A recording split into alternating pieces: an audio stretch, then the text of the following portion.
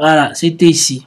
Après s'être entretenu aujourd'hui à huis clos avec Zelensky, Donald Trump a pris la place à la table des négociations avec les Européens. Donc cette vidéo de 8 minutes résume à peu près, en quelque sorte, la totalité des choses qui se sont passées. Zelensky, une réunion placée...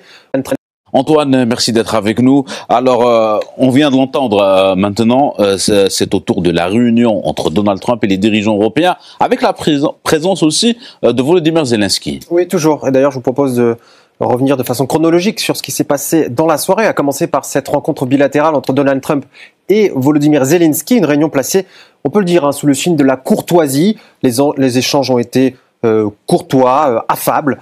D'ailleurs, la première prise de parole de Volodymyr Zelensky, on a pu voir qu'il remerciait Donald Trump. Rappelez-vous, Donald Trump, le 28 février, avait fait savoir à Volodymyr Zelensky qu'il n'était pas assez dans le remerciement, parce que Zelensky avait dit, rappelez-vous... et c'était même un manque de respect. Exactement, on était tout seul, et là, Trump l'avait repris vraiment sèchement. Comment ça, tout seul? On vous a donné des centaines de milliards de dollars. Donc là, non. Les leçons ont été tirées, j'ai envie de dire, de cette première rencontre au bureau Oval du 28 février.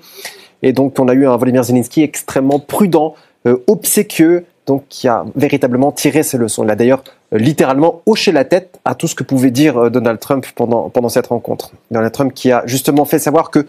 Et le Wall Street Journal, je crois, ils ont comptabilisé, Zelensky aurait dit entre 11 fois et 20 fois merci à Donald Trump durant cette rencontre.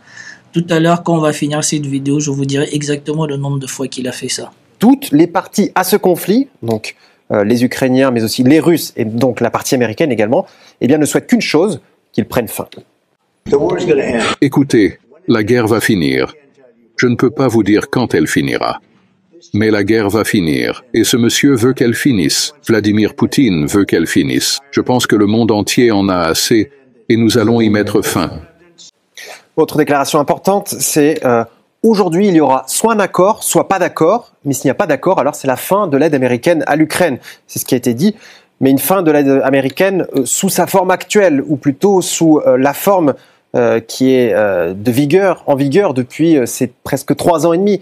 Et donc là, il a relancé une pique à son prédécesseur Joe Biden, sur qui il fait reposer toute la responsabilité du début de ce conflit. Malgré tout, Donald Trump a assuré que les États-Unis allaient fournir une, je cite, très bonne protection à l'Ukraine.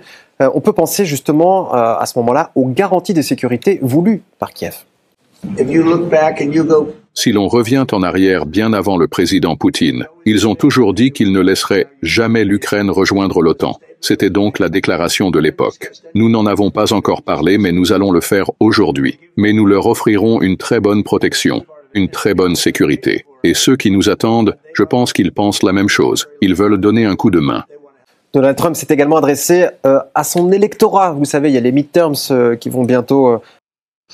Et donc, on en est qu'à 2 minutes. Moi, j'aurais été intéressé de voir quand il déclare que voilà, aujourd'hui il y aura d'accord ou il n'y aura pas d'accord. Ça m'aurait plus intéressé de voir cette partie-là et de voir la tranche de Zelensky pendant qu'on lui disait ça. Mais bon, apparemment, je ne sais pas si on pourra tomber sur cette séquence. Si jamais vous tombez sur cette séquence dans les commentaires ou même pendant le live, signalez-le moi que l'on puisse le voir.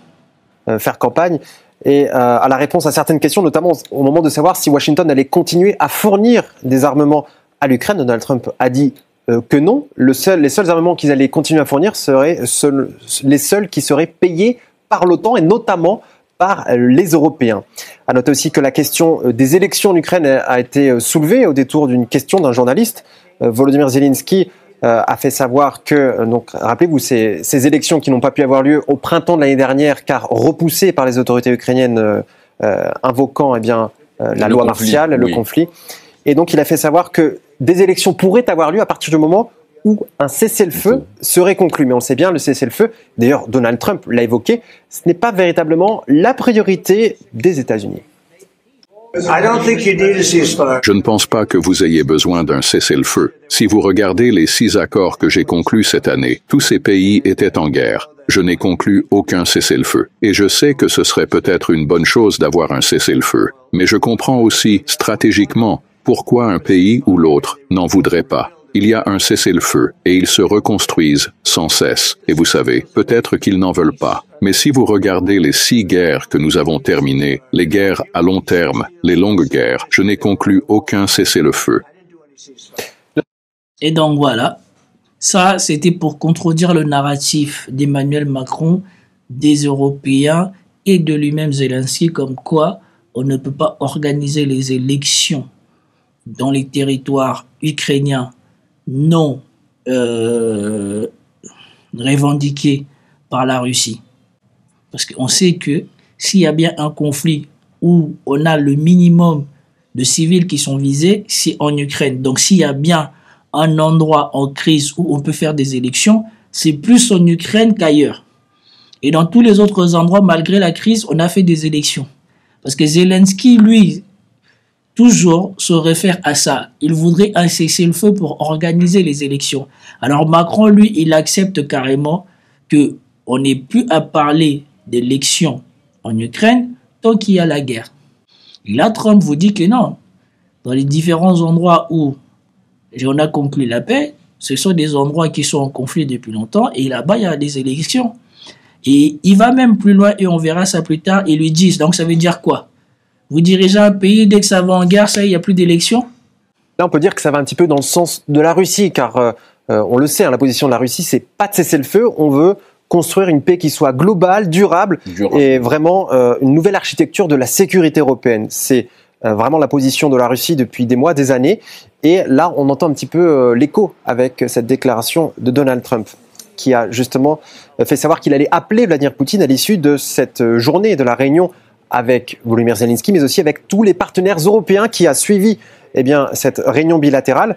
Alors, tout a commencé avec une photo de famille. Vous savez, c'est ce fameux portrait qui est pris au début de chaque grande réunion. Oui. Et là, on les voyait les uns à côté des autres, mais pas forcément proches, avec un petit peu de distance, des visages fermés. On sentait que tout le poids, toute la pression qui reposait sur la rencontre qui allait en suivre.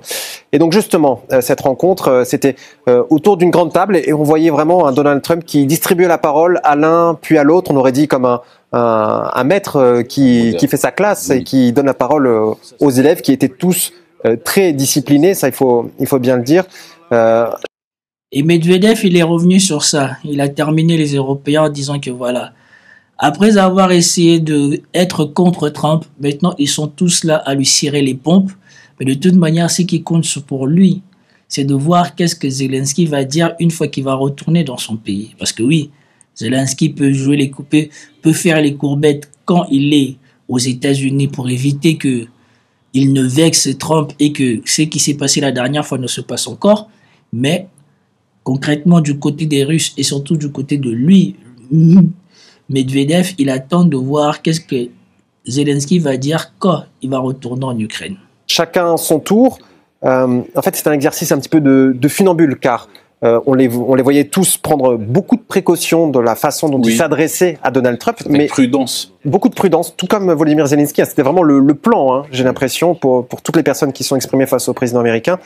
Mais là, par contre, on avait donc l'exercice du funambule que je vous viens d'évoquer, car d'un autre côté, il voulait quand même mettre une certaine pression sur Vladimir Poutine, mais aussi sur Donald Trump pour les concessions qu'ils attendent à ce qu'il fasse. Donc voilà ce qu'on peut dire. On a eu le chancelier allemand dans un premier temps qui a fait savoir que il ne voyait pas une prochaine réunion sur le thème de l'Ukraine sans qu'il y ait un cessez-le-feu d'établi au préalable. Écoutez. Maintenant, il y a une voie pour les négociations et franchement, nous voudrions avoir un cessez-le-feu et je n'imagine pas que la rencontre suivante se déroule sans cessez-le-feu. Allons, travaillons-y. Parce que nous avons besoin d'un cessez-le-feu en tant qu'étape importante pour un accord de paix et nous voudrions voir un cessez-le-feu avant la rencontre tripartite. Et moi, j'aime bien parce que le plus bon dans tout ça, c'est pas tellement ce que l'Allemand dit, c'est la réponse de Trump. Et surtout, moi, ce que je ne comprends pas, c'est là que tu vois que ces gens-là ne sont juste des bellicistes et ils font tout pour empêcher qu'il y ait la paix en Ukraine, puisque eux tous avaient donné comme objectif à Donald Trump, quand il allait rencontrer Vladimir Poutine en face à face, d'obtenir un cessez-le-feu. C'est que Donald Trump n'a pas été capable d'avoir de Vladimir Poutine. Et Donald Trump, en parlant avec Zelensky, lui-même, il dit que voilà, on n'a pas besoin d'un cessez-le-feu pour négocier la paix. Et on peut comprendre pourquoi ça peut convenir à une partie et ça ne peut pas convenir à l'autre. Parce que la partie qui a l'avantage verra la partie qui était désavantageuse se réarmer et revenir au point initial de la guerre où l'autre est aussi armé que toi et tu as perdu tout avantage que tu avais avant de négocier. Et vous avez bien évidemment le Merckx qui vient raconter n'importe quoi. Mais c'est la coalition des gens qui veulent continuer la guerre qui sont là. Pendant ce dîner, on a eu 3 choses. On a eu l'hypocrisie, puisque ils ont pris un mandat d'arrêt international contre Vladimir Poutine parce que ils estiment que Vladimir Poutine a commis un crime de guerre ou un crime de je sais pas quoi, en enlevant les enfants de l'endroit où ils risquaient la mort et en les mettant à l'abri en Russie. Mais Van der Leyen vient ici et c'est pour ça que moi j'ai dit que ces gens-là sont vraiment idiots. Leur communication, ce n'est que pour eux et c'est pour ça que ça ne marche plus. Ils viennent là, maintenant ils réclament le retour des enfants, tout en gardant la condamnation comme quoi Poutine a commis un crime de guerre. Mais si vous savez que les enfants qui sont partis sont en bonne santé, sont vivants, vous demandez à ce qu'on vous les restitue. Ne vaudrait-il même pas mieux, comme on est dans les négociations, de dire que nous allons retirer le mandat d'arrêt contre Vladimir Poutine si les éléments constitutifs de l'infraction pour lequel on a émis un mandat d'arrêt contre lui ne sont plus valables. En faisant revenir les enfants en Ukraine, concrètement, il n'y a plus de raison pour vous de poursuivre Vladimir Poutine devant la CPI. Et encore plus, si ces enfants-là n'ont pas été maltraités et reviennent en bonne santé. Ensuite, nous aurons Macron. Alors lui l'autre, déjà, il demande quelque chose. Macron, il demande encore plus. Alors justement, à propos de prochaines rencontres que le chancelier allemand appelle de ses voeux, Emmanuel Macron s'est également exprimé sur cette éventuelle prochaine réunion. Et lui, il ne veut pas d'une réunion tripartite, mais une réunion quadripartite, donc incluant la Russie avec Vladimir Poutine, l'Ukraine avec Volodymyr Zelensky, les États-Unis avec Donald Trump, mais il veut également un strapontin, enfin pas pour lui, mais pour les Européens. Écoutez. Est-ce que ça sera encore une réunion tripartite ou même quadripartite s'il y a tous ces gens-là qui viennent? Regardez déjà à la table combien ils sont. Et ils sont à rebours de ce que Donald Trump essaye de faire. Donald Trump déjà les a écartés pour rendre possible ce que on commence à envisager que peut-être que l'Ukraine pourrait négocier directement en face à face avec Poutine. Et eux, ils viennent là encore pour dire quoi? Non, mais une réunion tripartite, c'est bien, mais une réunion quadripartite avec nous aussi encore, ça sera encore mieux. Pourquoi faire? C'est chez vous, c'est votre pays. Est-ce que vous avez vu la Russie dire qu'il faudrait que la Chine et les je ne sais pas qui viennent? Pourquoi vous voulez venir? Donc ces gens-là ne sont qu'en train de rajouter des éléments pour empêcher. C'est que on a déjà fait comprendre à Volodymyr Zelensky. Parce que vous avez vu dans le live que je vous ai fait de la dernière fois, Zelensky disait qu'on peut commencer à parler à partir de la ligne de front actuelle. Ce que je vous ai dit, c'est que Vladimir Poutine n'acceptera sans doute jamais, parce que s'il accepte qu'on commence à parler à partir de la ligne de front actuelle, ça veut dire que ça demande comme quoi l'Ukraine sort des 4 oblasts est rejetée, mais surtout la reconnaissance juridique de comme quoi les 4 oblasts sont russes est de facto nié. Parce que ça voudra dire que l'Ukraine négocie non pas des territoires qui sont russes, mais négocie des territoires qui sont ukrainiens. Et donc là déjà, on est sur un point où ça ne va pas marcher. La Russie dit, on va commencer à négocier quand ils vont sortir de nos territoires. Et après, on négociera les conditions. Et en plus, je vais peut-être vous remettre à la séquence de Vladimir Poutine. Vladimir Poutine, il dit, quand ils accepteront nos conditions, nous garantirons les conditions d'un cessez-le-feu pour leur permettre d'aller se mettre derrière la ligne administrative, derrière les frontières administratives des 4 oblasts. Mais en même temps, il faut qu'ils acceptent que ces territoires sont en nous, qu'ils ne vont pas rentrer dans l'OTAN et qu'ils ne soient pas réarmés. Donc ça veut dire qu'on fige la situation comme elle est là. Ils vont de leur côté, nous on reste de notre côté et on commence à parler de paix. Mais vous avez ces gens-là qui se croient toujours plus intelligents que le reste du monde, qui croient que ce qui est en train de se passer sur le terrain, parce que Vladimir Poutine, lui, il n'a pas le temps de rigoler, il a déjà montré à l'Ukraine ce qui va se passer. Puisque l'Ukraine veut faire le malin et qu'au bout, on veut obliger l'Ukraine à négocier directement avec la Russie, mais la Russie va montrer à l'Ukraine pourquoi l'Ukraine doit aller dans le sens de la Russie. Poltava a été bien rasé. En tout cas, Poltava a été très, très touché cette nuit. Et donc, comme l'a dit Military Summary, et je suis d'accord avec lui, comme eux, ils continuent à persister, à vouloir fignoler sur les détails, eh bien la Russie, le temps joue en sa faveur. Elle va continuer à raser l'Ukraine et on va arriver à un moment où l'Ukraine voudra négocier, mais les 4 oblasts seront déjà prises. Et en ce moment-là, il faudra négocier encore autre chose. Ce que je dois dire ici, c'est que tout le monde autour de cette table veut la paix et nous avons travaillé beaucoup toutes ces dernières années pour parvenir à une paix qui soit robuste, et c'est la raison pour laquelle nous avons eu des discussions bilatérales, et je pense d'ailleurs que c'est bon peut-être d'avoir même une réunion quadrilatérale pour parler des conditions de sécurité, des garanties de sécurité dans le continent européen, et c'est ici une question essentielle.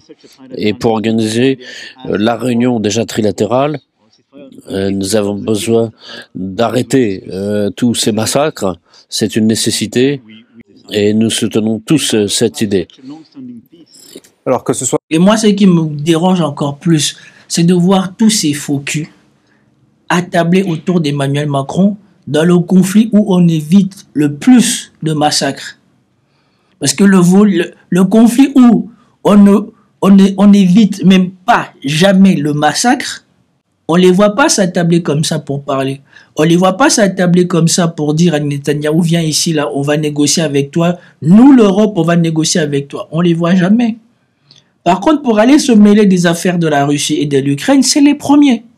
Volodymyr Zelensky ou bien les responsables européens, on a vu les invités du jour de la Maison-Blanche réellement marcher sur des œufs, hein, beaucoup de prudence, vous l'avez dit. Oui. Mais on pourrait voir peut-être un peu plus d'action, on pourrait voir les langues se délier en cas de troisième acte, car il pourrait y avoir une espèce de conférence de presse dans le bureau ovale. On a vu les images d'une carte de l'Ukraine dressée dans le bureau ovale, donc il pourrait encore y avoir des échanges et donc encore avoir des images à se mettre sous les dents pour les médias du monde entier.